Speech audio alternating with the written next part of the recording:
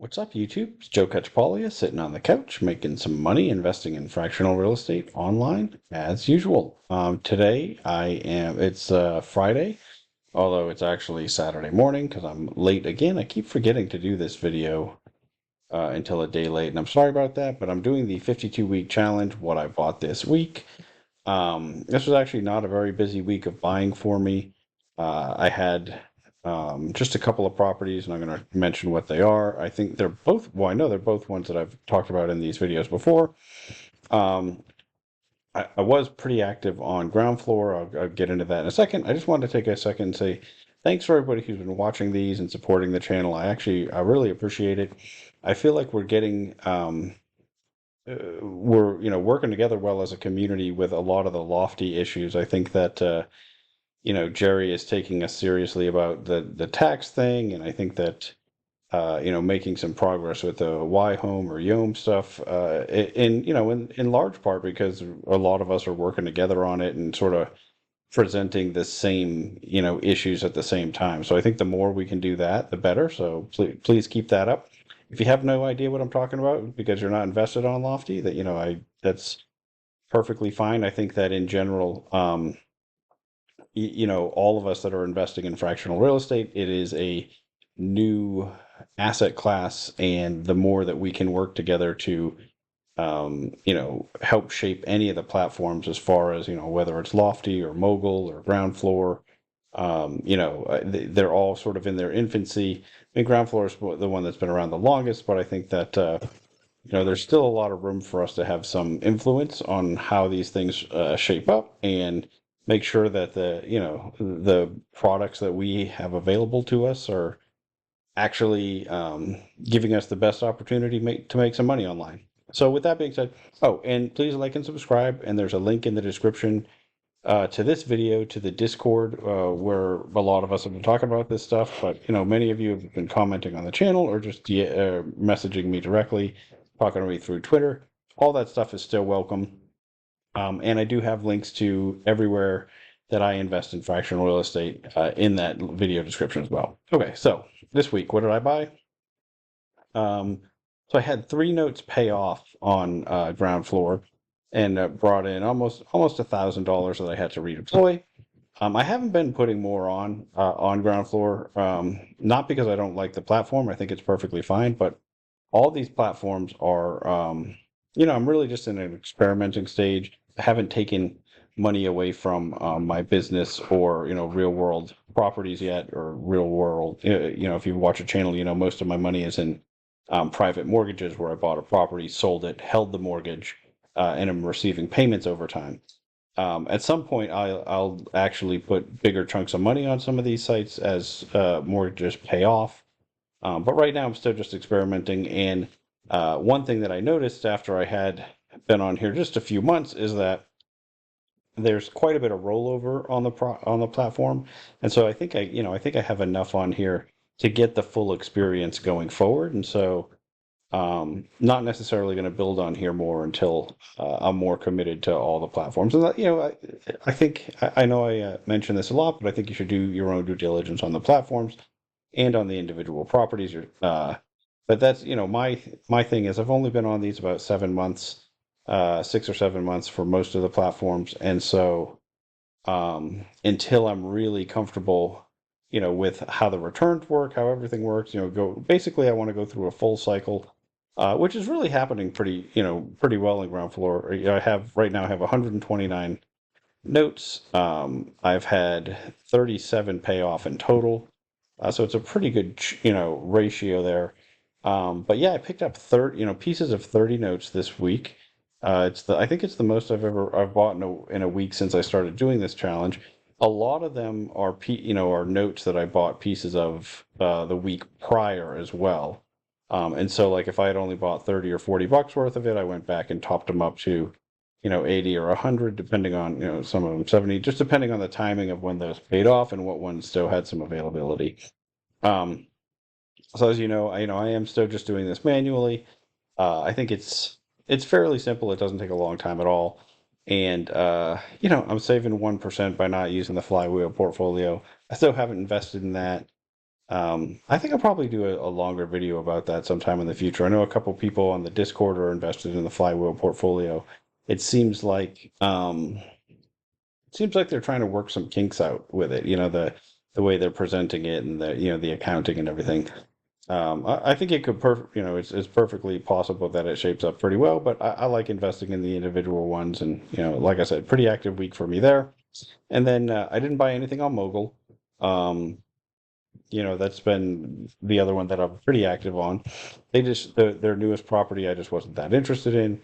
I think I am going to go and buy one more piece of, I think it's the Celeste, because I have some, my rent's build up and then I have some credits in there. But in general, or I don't know why I said in general, but I'm not getting anything. I didn't get anything there this past week.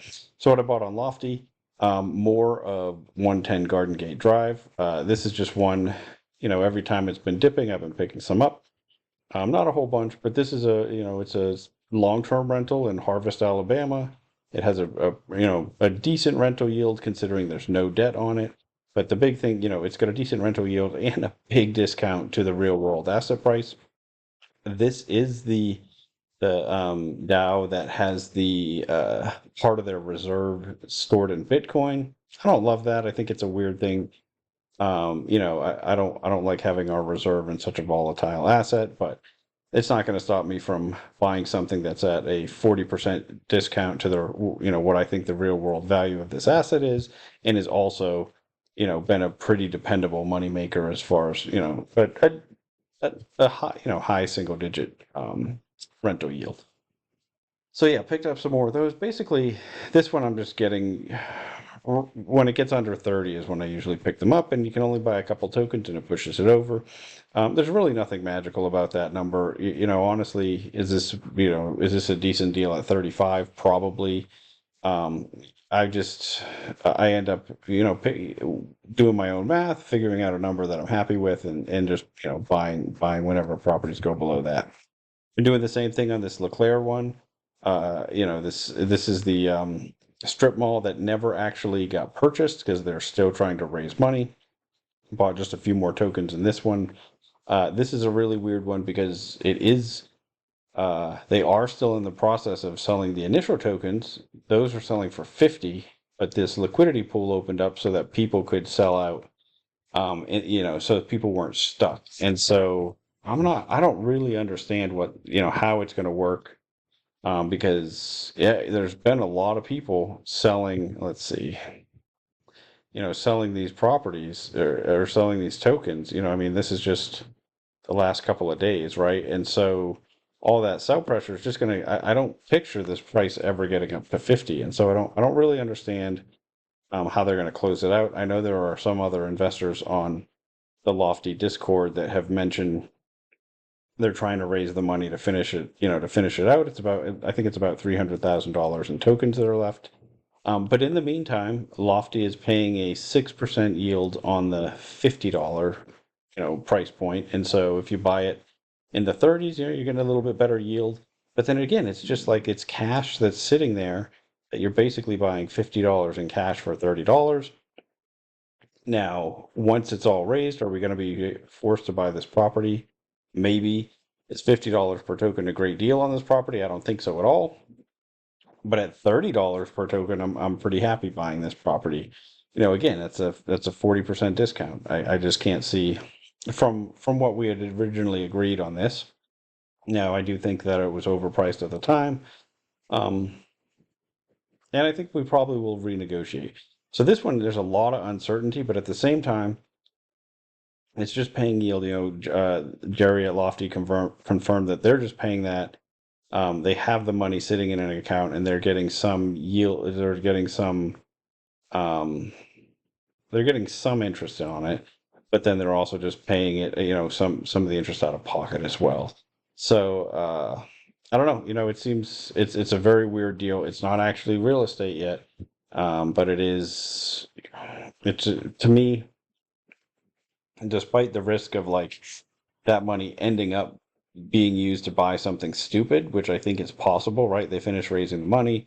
They can't close on this property. And then what do we do? There's a vote and somebody wants to buy a a Chili's somewhere, or who, not that Chili's is like the worst real estate, but a Dollar General, or who knows, right? Like, I mean, there's just you never know what you're going to deal with other owners. There are a ton of owners of this property that are just, sort of legacy users of the platform that aren't in the Discord, that just own some tokens, and so the vote would be very interesting to see once it is all sold out, and that happens. In any case, that's that. Whatever happens with it, I'm okay with. I think that I don't have a ton of tokens in it yet either, but I think that the risk reward on this one is pretty good, in my opinion. Again, do your own due diligence on the situation. I mean, this one is weird because it's right. It's like really not on the property. I mean, you should look into the property, and I did that because there's some chance that we end up having to buy it. But I think it's more likely that either that money gets returned to everybody, and then we have to figure out, okay, do we owe, do we have to pay the earnest money to break the contract, and how does that affect the total cash? In my mind, that doesn't, it's not a big deal relative to, um, the discount. But again, some of the things to think about are is the seller going to sue and try to force us to buy it, right? Are they looking for a specific performance there? Or are they trying to get damages? Um, who knows, right? Like there's always these unknowns, and you have to think about, I think if that were going to happen, it would have happened already, even though they don't have quite enough money yet. I think it's